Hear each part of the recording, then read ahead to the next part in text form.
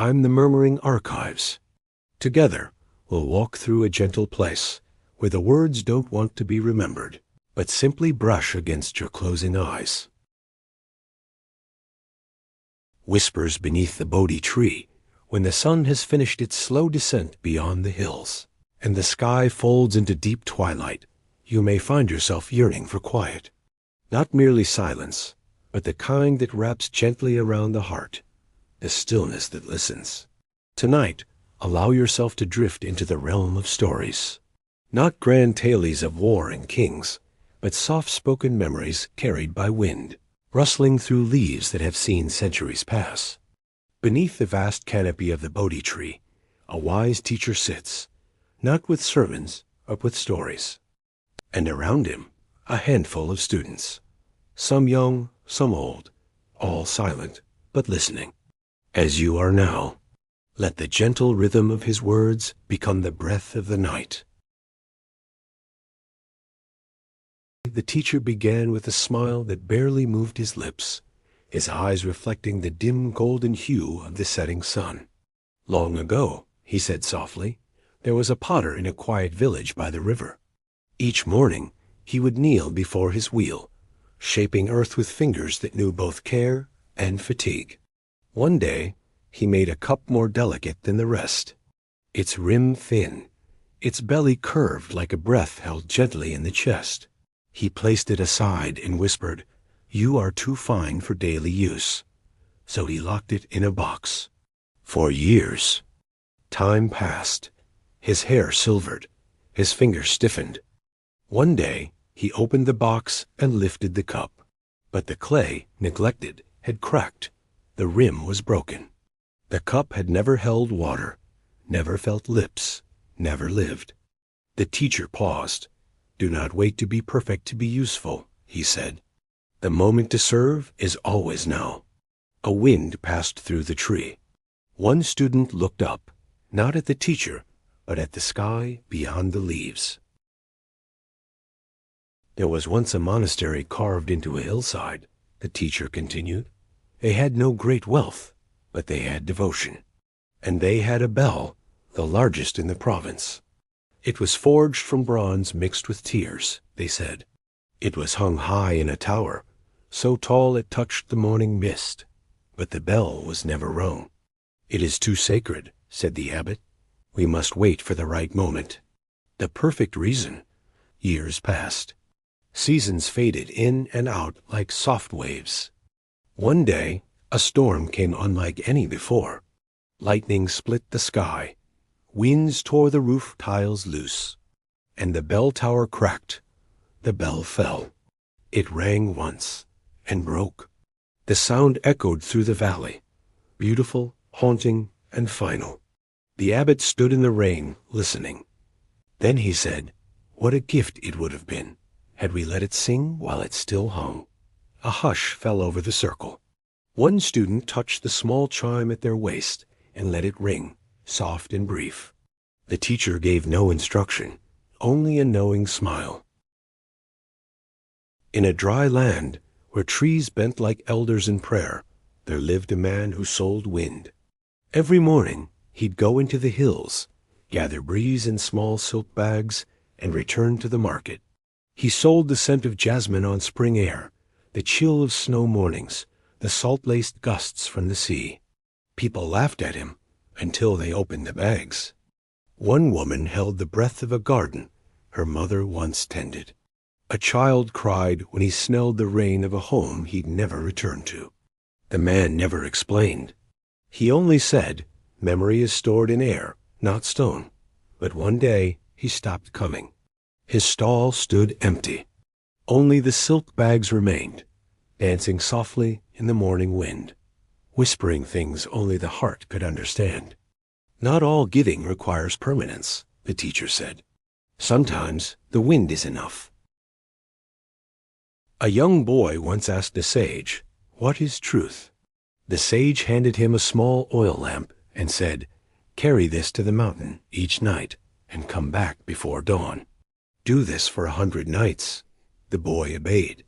Through storm and stillness he climbed. He shielded the flame. He tripped, He wept. He sang to the moon to stay awake.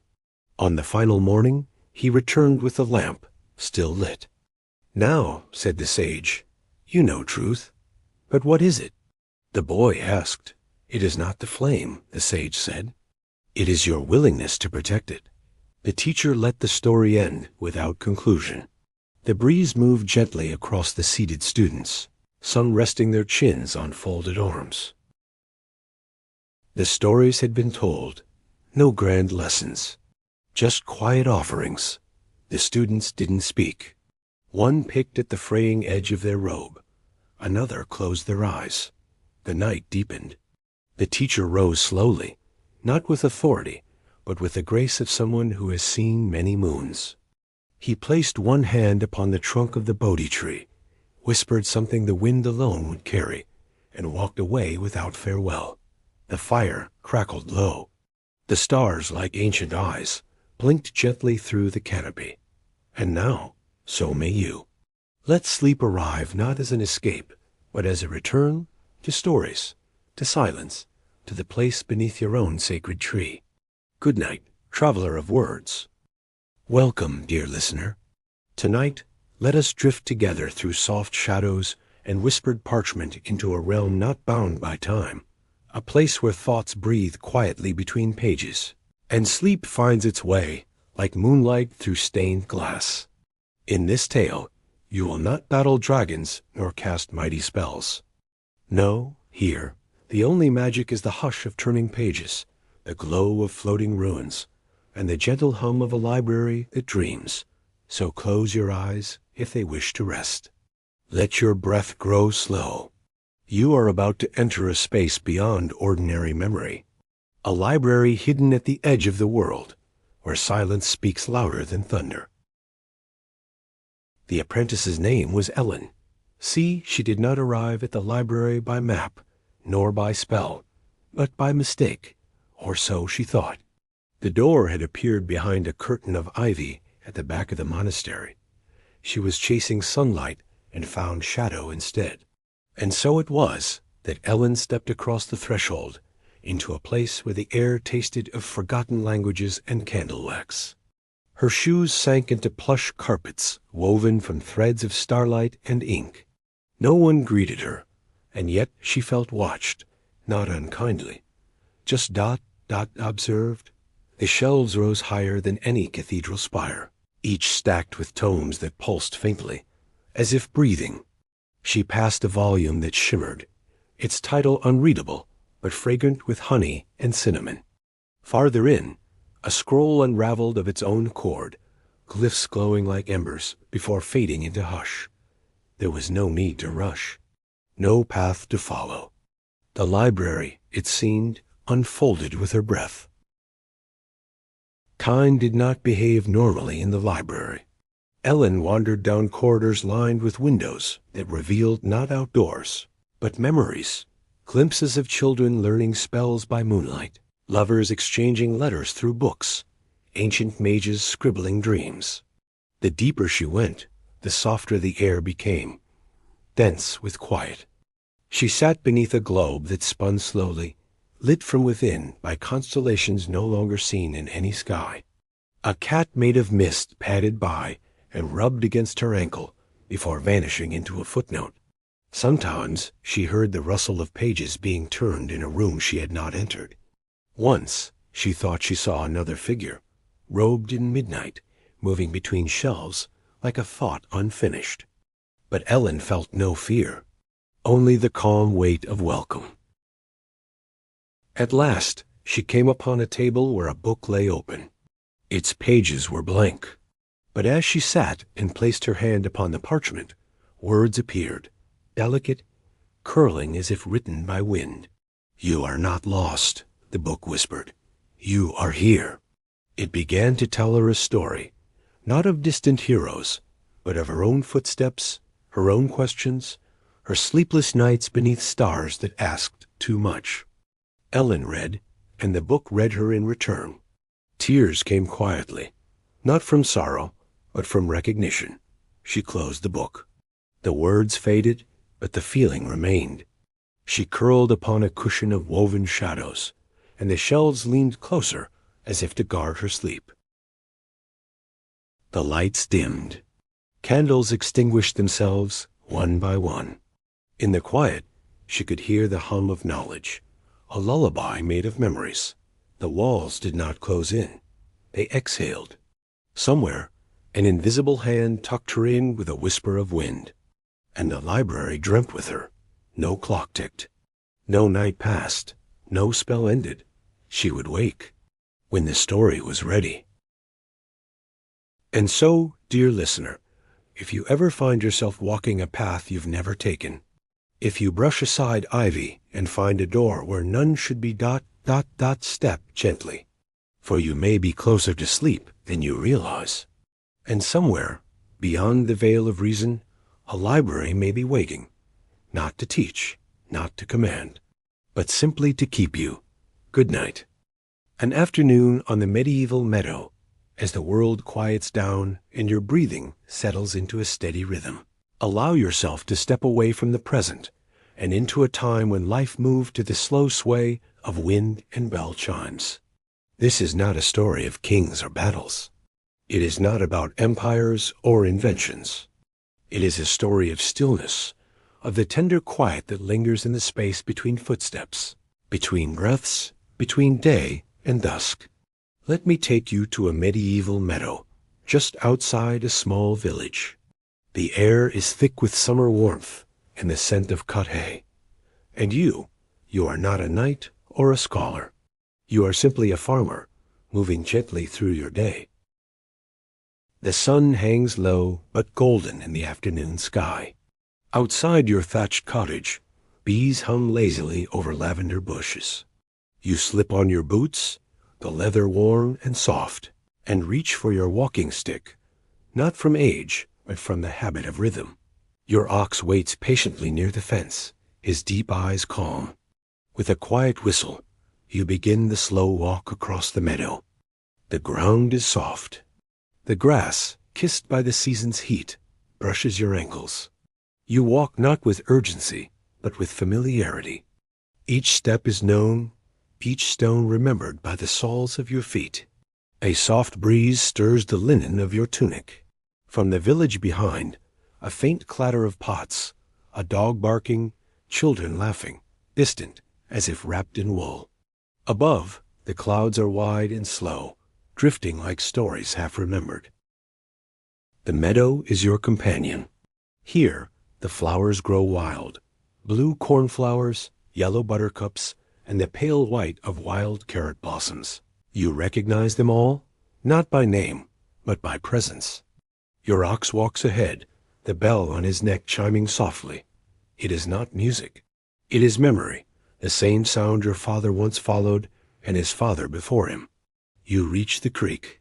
It gurgles gently, a thread of clear water dancing over polished stones. You pause, kneel, dip your hands in. The water is cool, a contrast to the sun on your neck. You drink slowly. There is no rush. The crops are growing. The sky is kind. The work can wait a few more heartbeats. As you make your way back, the village comes into view. Timber-framed homes, thatched roofs, the distant clanging of the blacksmith's hammer like a heartbeat. You pass the chapel, its small bell tower silhouetted against the sky. The bell rings once. Then again. Time in this place does not chase, it calls. Sister Ellen waves from the garden. She's trimming herbs, and you catch a whiff of rosemary as you pass. She doesn't speak, only smiles. There is no need for words when the world is this quiet. Children run barefoot along the lane, their laughter soft and fleeting. You remember when your feet were that light, when the meadow felt endless. You and your ox climb the gentle slope behind your cottage. From here, you can see everything. The fields, the village, the forest edge. The sky has turned the color of apricots, with streaks of rose and lavender. A quiet symphony of birdsong and evening winds plays around you. You sit. The ox lies nearby. A bird lands near your knee, pecks, then flies off again. You don't think of tomorrow. You don't think of yesterday. You just breathe. The scent of the meadow, of sun-warmed earth and drying hay, wraps around you like a familiar blanket.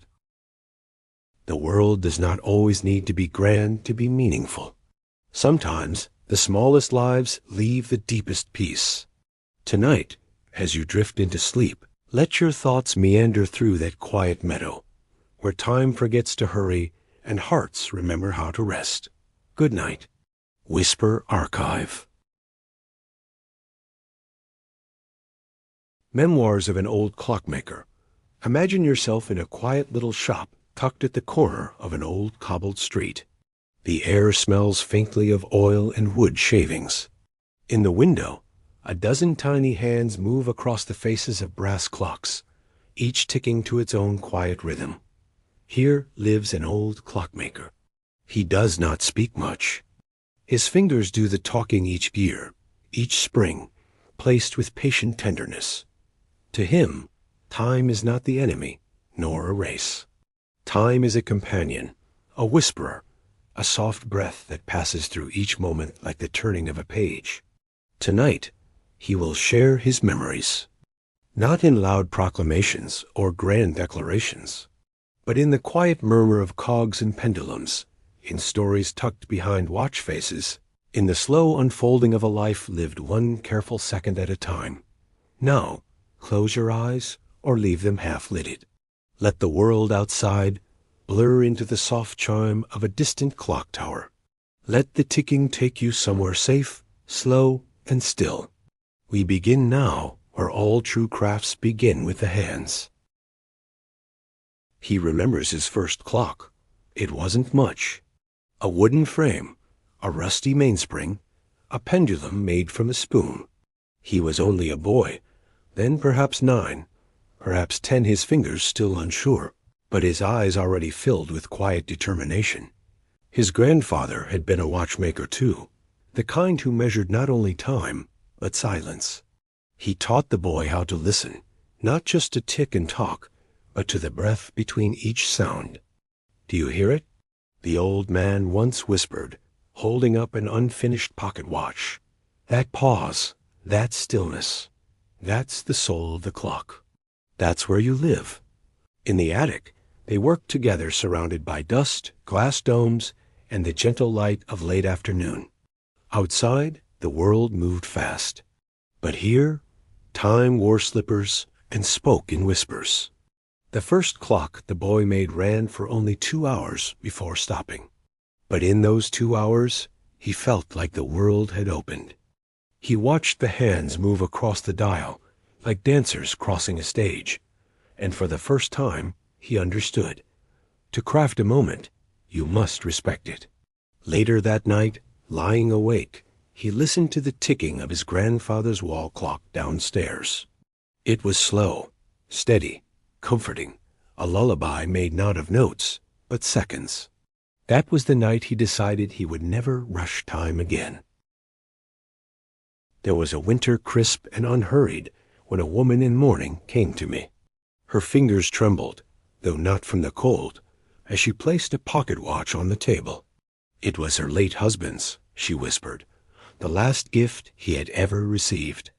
Its hands had stopped ticking the moment he drew his final breath. She wanted it restored, not so it could tell time again, but so it could hold memory without sorrow. I remember the feel of that timepiece. The casing was slightly dented, worn from decades in a waistcoat. Inside, its wheels were dry, hesitant, as though unsure whether to move forward again.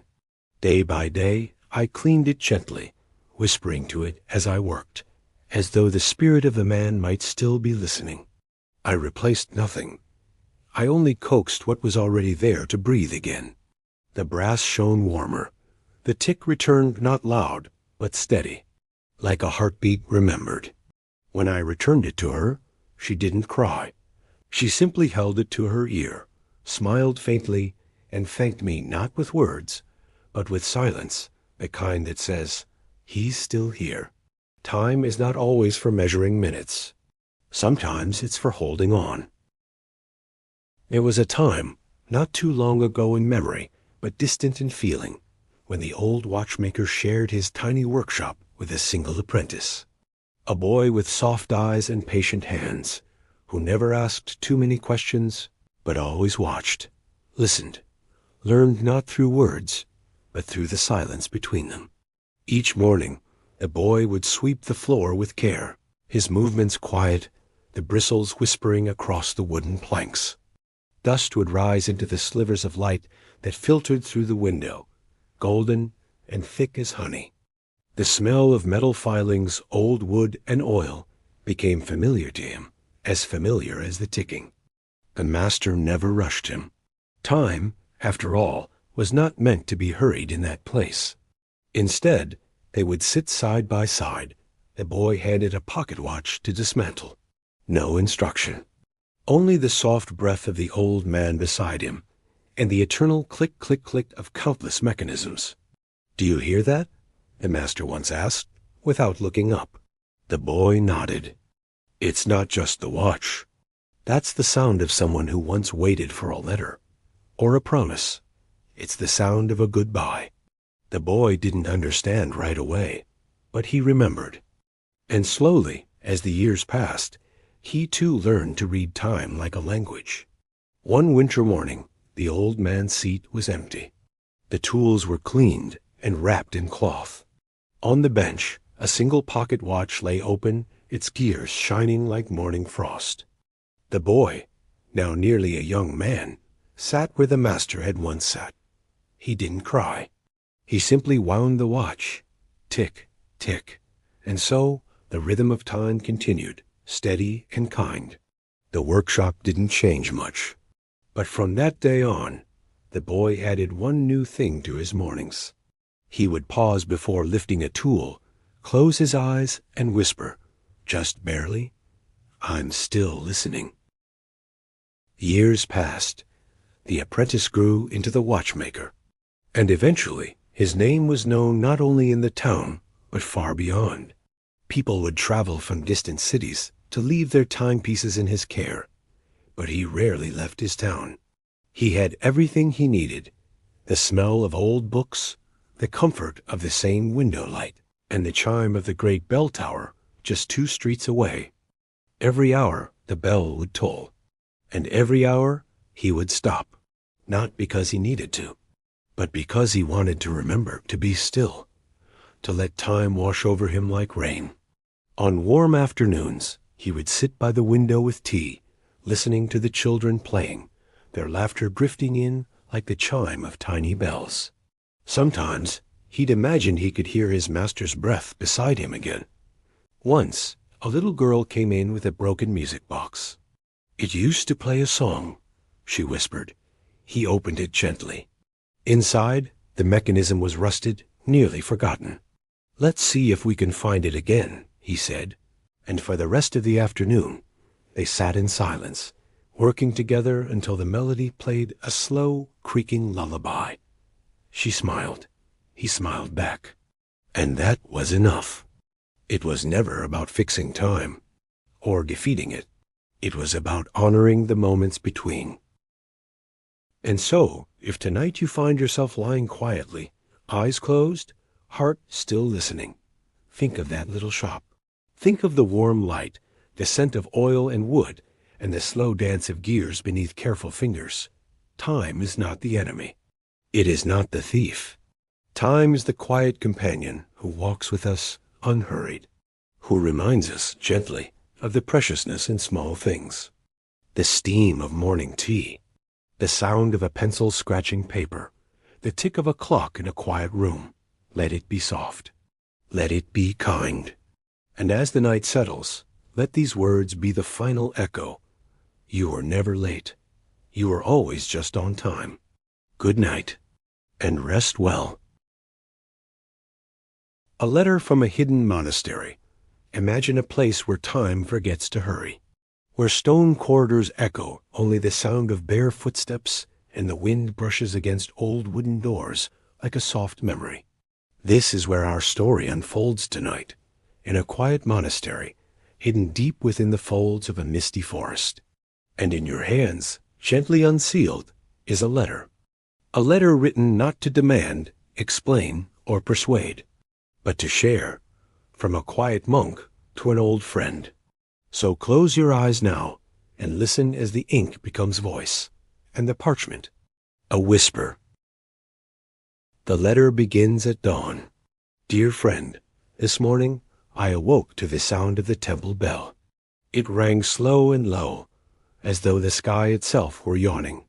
I opened the wooden shutters, and the air smelled of damp stone and blooming camellias. The petals have begun to fall in the courtyard. Some land gently on the water basin, floating like forgotten thoughts. Others gather in corners, as if seeking shelter. I swept the stone paths, as I always do, not to tidy the ground, but to tidy the mind. When I bent to lift one fallen blossom, it left a pale pink stain on my robe. I did not brush it off. I took it with me to breakfast, a reminder that beauty is brief and therefore tender. He does not rush in the telling. The monk's voice is like a quiet stream, soft, repetitive, steady. The tea was warm and bitter. We sat in silence, each holding our bowl as if it were a small sun. The silence was not heavy. It was shared. After breakfast, I returned to the scriptorium, the library where we copy old texts. It smells of ink and time. The shelves creak like bones of ancient trees. Sunlight filters through the lattice windows, casting slow-moving grids of light across the floor. I sat with a page from an old Chinese sutra. The brush moved slowly, each stroke a meditation. Copying a text is not like writing a letter. It is like listening to someone breathe and breathing with them. One of the younger monks brought in a tray of dried chrysanthemum. He placed a few petals in a bowl of water and said nothing, but I knew it was for my aching hand. There is kindness here, but no need to name it.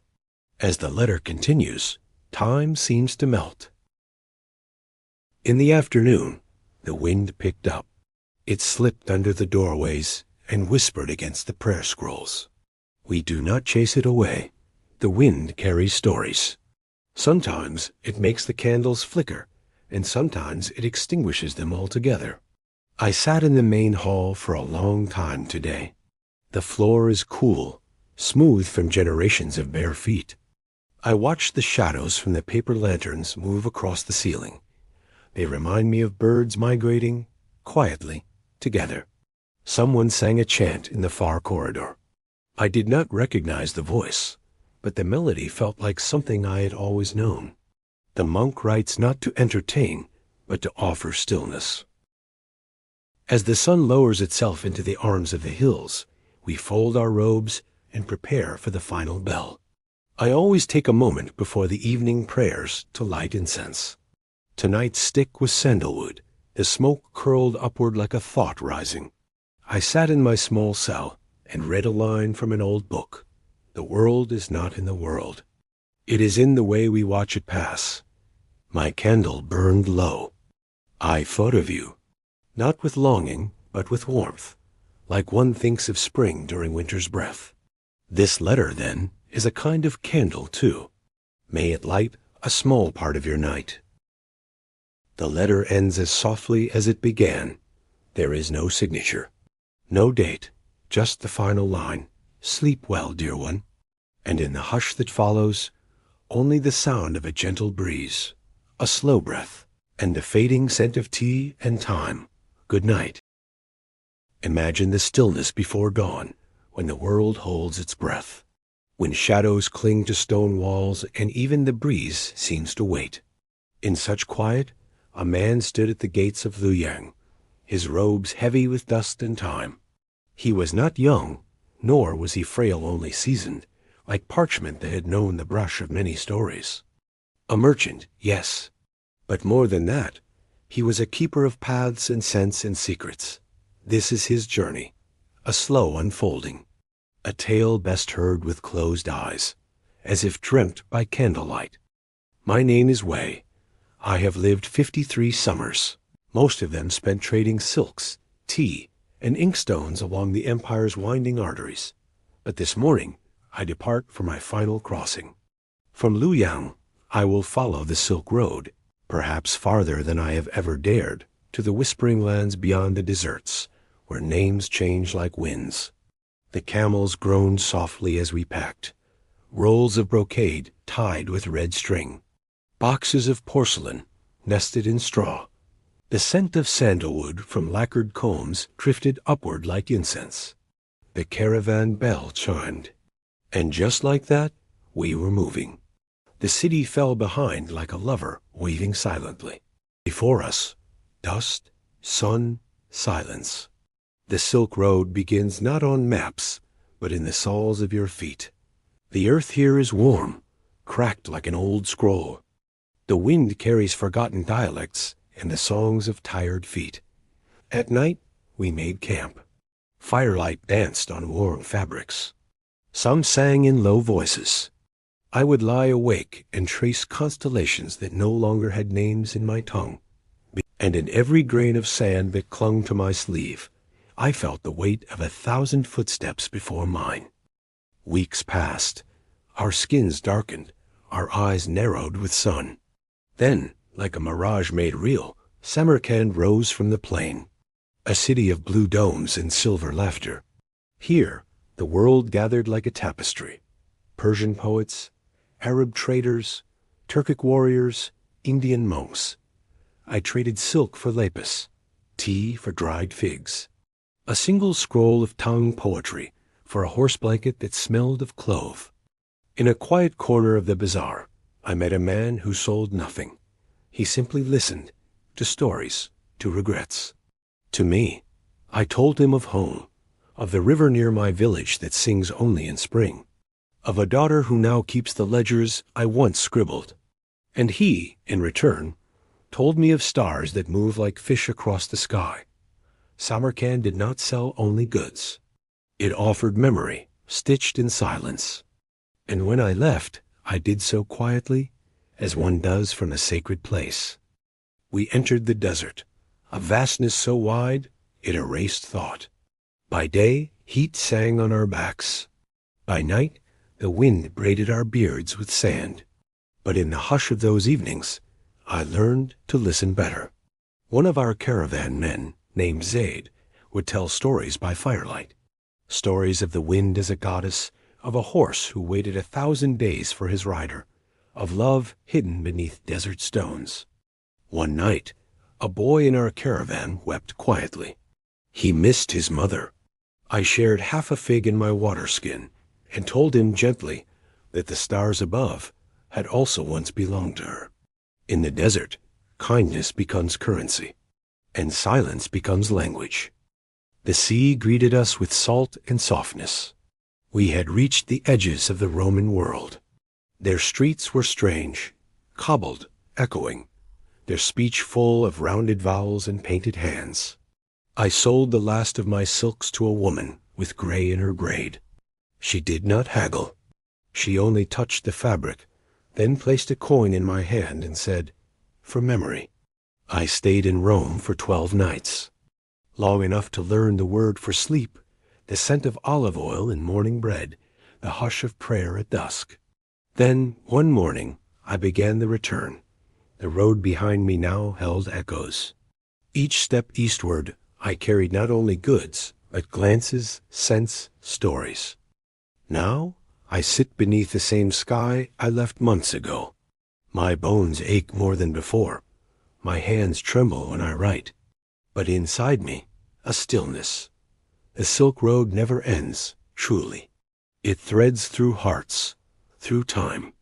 And if you listen, when the night is very quiet, you might hear it still, like soft bells tied to a camel's neck or the pages of a scroll turning in the dark. Good night, traveler. May your dreams be long and your journey gentle. Welcome. If you're hearing these words, perhaps it's nighttime. A quiet hour when the world grows still, and the mind drifts gently like parchment on the breeze. Tonight, I will take you far back in time to the shores of the Mediterranean, to marble halls and torchlit corridors, to the whispering heart of ancient knowledge, the great library of Alexandria. And through this gentle journey, I will not be a guide, but simply a scribe, one who lived quietly among scrolls and shadows. Come, imagine yourself beside me.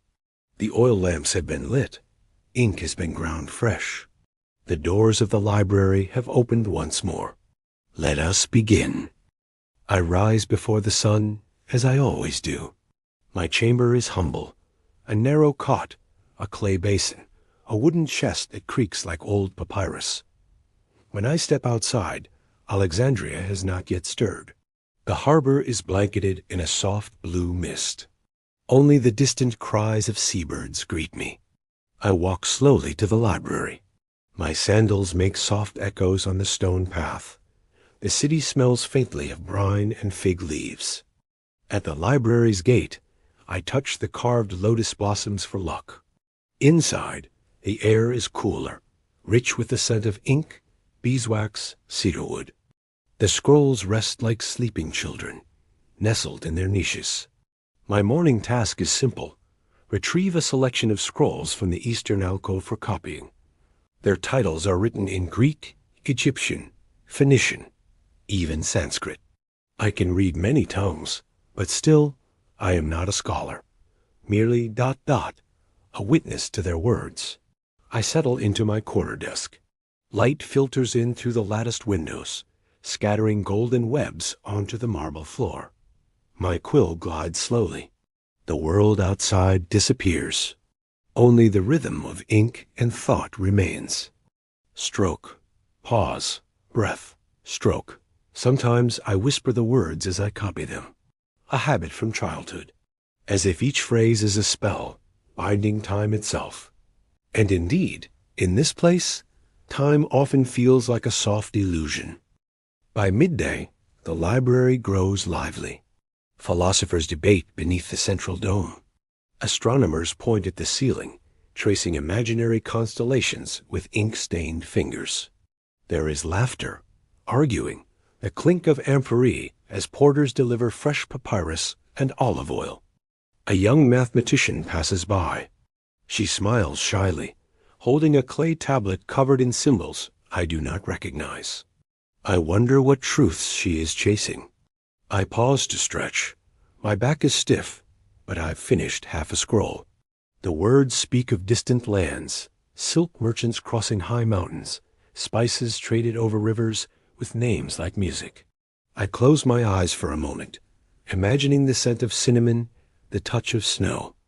And then, just as suddenly, I return to the warm light, to the smooth desk, to the comfort of known routine. Later, I visit the Hall of Maps. There, painted stars and curling coastlines stretch across walls and domes. A student nearby murmurs, "Is it true the world is round?" An elder chuckles, "Perhaps, but it is also a dream. And in dreams, all maps are true." I smile. There is wisdom in uncertainty. In the quiet hours after lunch, when the sun leans low, I return to my work. Today, I am copying a poem, soft, melancholic verses from a distant island. It speaks of longing, of waves that forget names, of gardens no longer in bloom. The poet has been dead for centuries, but here his breath stirs once more. The ink smudges slightly. I pause, clean my fingers, and listen. Somewhere nearby, a philosopher is reciting aloud, not to others, but to himself. The words echo gently across the shelves. The soul is not a flame, but a mirror. I consider this. Mirrors reflect, but they also distort. As I reflect on my own small role here, not as creator, not as thinker, I feel peace. To carry forward another's words is its own kind of honor. Outside, the light turns amber. Dust dances in the beams like motes of golden silk. A breeze filters through a high window. The smell of myrrh and sand and roasted barley reaches me. I smile. Soon the oil lamps will be lit. As twilight settles, the library changes. The voices fade. The clamor retreats. As stillness seeps in, deep and wide. The lamplighter passes silently between columns, flame cupped like a secret. One by one, the sconces flicker to life. I sit by a window. The stars have begun to emerge. Not many, just a few brave lights piercing the dusk. A child enters with his teacher. He clutches a scroll with trembling fingers. Read slowly, the elder says, not to finish, but to feel. I watch the child settle. I remember my own first day here. I was younger than him, shy, uncertain, awed by the endless knowledge around me. Now, decades later, I am still in awe. I close my final scroll for the day. The parchment is warm from my touch. I gather my tools, my warm quill, the pot of ink, a linen cloth. I return them carefully to their places. Before leaving, I bow to the shelves. A silent thanks for another day among words. And now, dear listener, the lamps are dim. The scrolls sleep once more. The stars above Alexandria wheel silently their courses. Let your mind rest, like parchment rolled in silk. The stories are not gone. They are simply waiting for another voice, another night. Sleep well, traveler of time. Tomorrow, perhaps, we shall read again. The temple keeper of the Nile, in the golden hush of twilight, where the desert wind sighs like the breath of sleeping gods, we begin our journey. A journey not across miles, but across time. Tonight, let your mind drift gently to the banks of the great Nile, in a time when pyramids still whispered secrets to the stars, and priests moved like shadows through incense-laden halls. Imagine warm stone underfoot, the scent of lotus blossoms on the breeze, and the endless hush of sand slipping through time. There, standing quietly beneath the shadow of a temple, carved for Ra himself, lives a man, not a king, not a priest, not a warrior, but a humble keeper of the gate. A soul whose life is simple, yet steeped in ancient rhythm, like the heartbeat of the earth. This is his story, told not in grand triumphs, but in quiet moments. Steady as a breath, soft as the river's current. Each dawn begins the same. Before the sky burns with Horus' golden eye, he is awake. The keeper, known simply as Menes, rises with the silence of sand. His dwelling, a modest stone room nestled against the outer wall of the temple, is already warm from the embrace of the desert. He pours water from a clay jar into a shallow basin, washing his face, his hands, his feet, not for cleanliness alone, but as a gesture of reverence. For this place, for the gods who dwell unseen within it, for the countless souls who come seeking something they cannot name, Menes dresses slowly. His linen robe is worn but clean. The sash tied at his waist was a gift from his mother, decades past. He ties it with the same knot every day, as though her hands still guide his.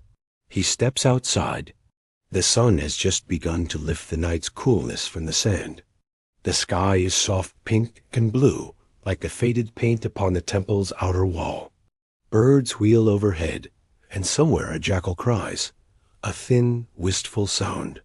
He walks to the main gate, a towering arch of stone and carved symbols, hieroglyphs that tell the tale of gods and kings, of judgment and birth and light. His hand traces them not to read, but to feel their stillness. He opens the gates, and the temple breathes. By midday, pilgrims arrive, some with offerings, some with prayers. Menes sees them all. He does not ask their names, nor their reasons. Those belong to the gods. A woman comes, wrapped in grief, clutching a child's amulet.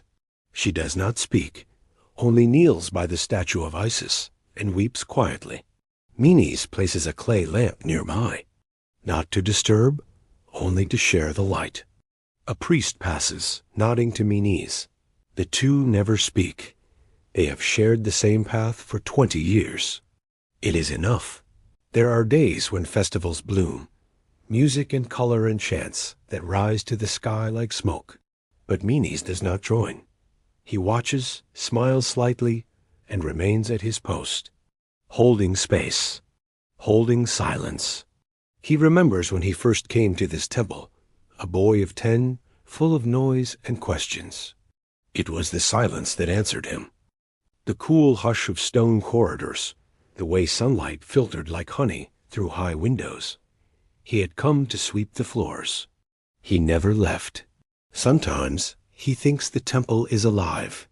Sometimes he feels it listening. At dusk, the light turns golden. The temple's stones seem to glow from within, as if remembering the hands that carved them. Menes walks the inner halls, checking doors, brushing away sand, riding a fallen vase. He moves like water, patient, quiet. He pauses at the Hall of Stars, a room with a ceiling painted deep blue, dotted with constellations. He lies on the cool stone floor and looks up. For a moment, he forgets his duties. He simply breathes. He remembers the story of the scribe who hid a poem in one of the temple's pillars. A verse about eternity, carved small, where no one would find it. Menes found it once. He never told.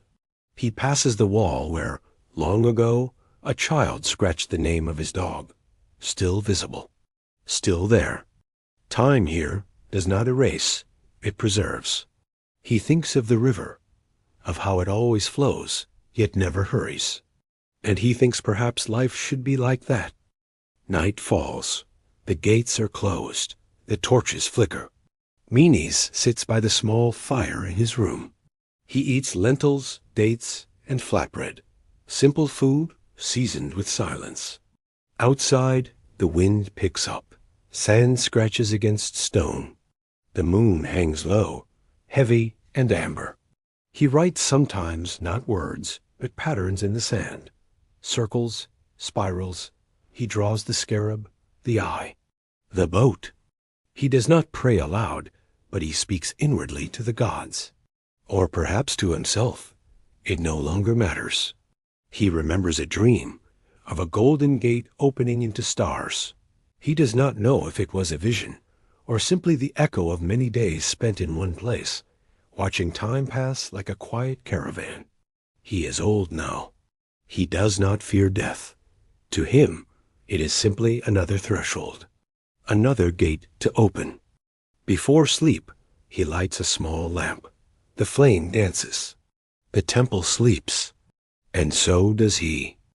And now, as the winds of the Nile grow quiet, let yourself rest.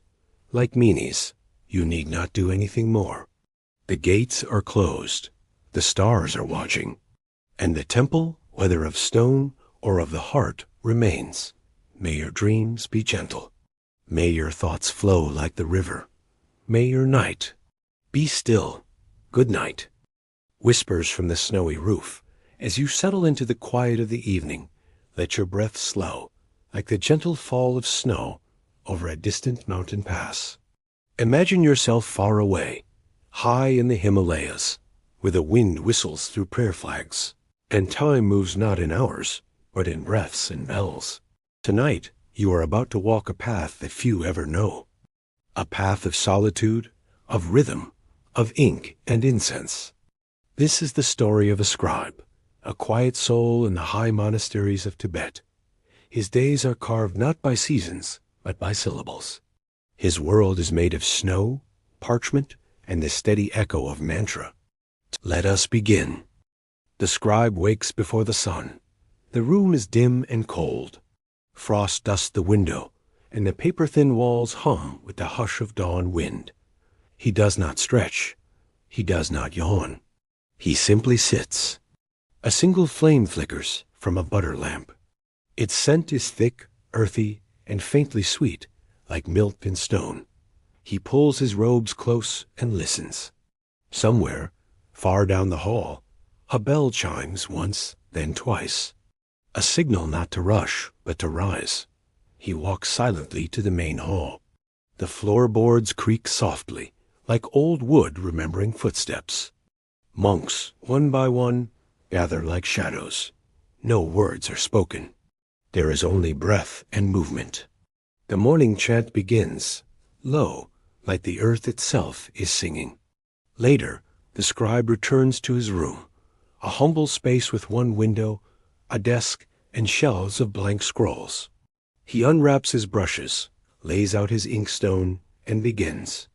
Each stroke is deliberate, not fast, not slow, just steady. The script flows like a river of black across aged parchment. In this hour, the world is simple.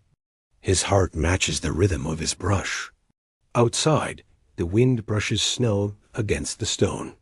Inside, silence writes its own song. As he works, the scribe remembers. He was not born here, on the high roof of the world. He was once a child in a valley, green and soft. He remembers his mother's voice, the taste of barley soup, the warmth of a dog who followed him everywhere. When his village flooded, the elders said it was a sign that his path led elsewhere. And so he came to the monastery, young, quiet, afraid, but welcomed, always welcomed. He learned not only the chants, but the silences between them. Not just the words, but the weight each one carried. He copied his first sutra with shaking hands. Now, years later, his fingers no longer tremble. But his heart, it still bows with every line. The script he copies today is ancient. The pages speak of compassion, of impermanence, of stillness and motion. The scribe does not rush. There is no destination.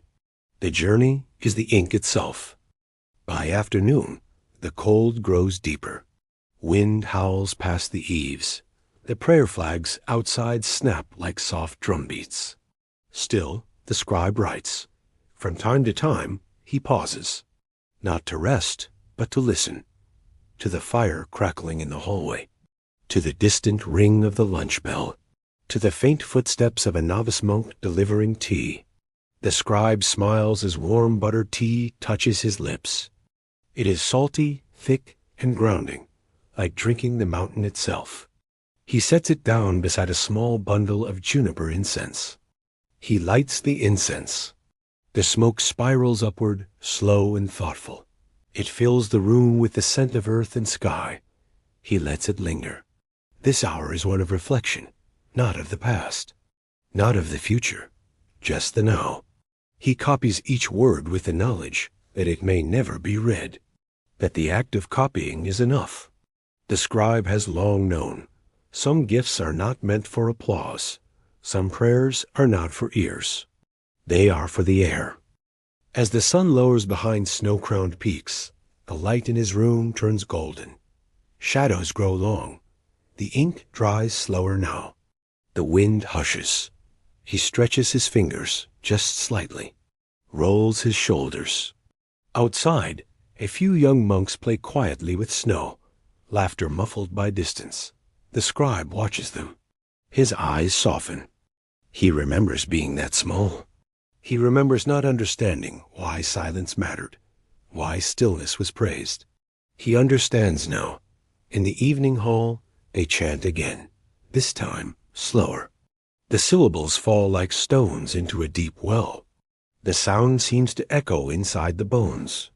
Returning to his chamber, the scribe lights a final candle.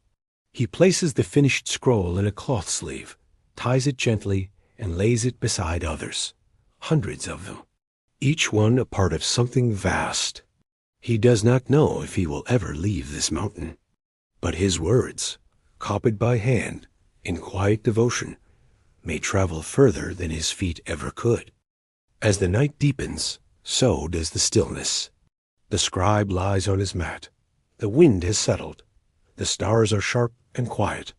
The room is dark, save for one flickering candle. He closes his eyes, and in that breathless hush, you might imagine his thoughts, not of glory, not of sorrow, only this, that every life has its rhythm, and sometimes that rhythm is a whisper. Good night. Whispers from the lantern, the memories of an ancient lighthouse welcome, dear listener. Tonight, allow yourself to drift away into the hush of gentle waves and the soft glow of a distant shore. This is a story told not by a man or a woman, but by a sentinel of stone and flame, a lighthouse whose heart has burned through centuries. Perched on a craggy cliff, Above an ever-changing sea, I have stood watch, day after day, night after night. I do not slumber, I do not wander, but I remember.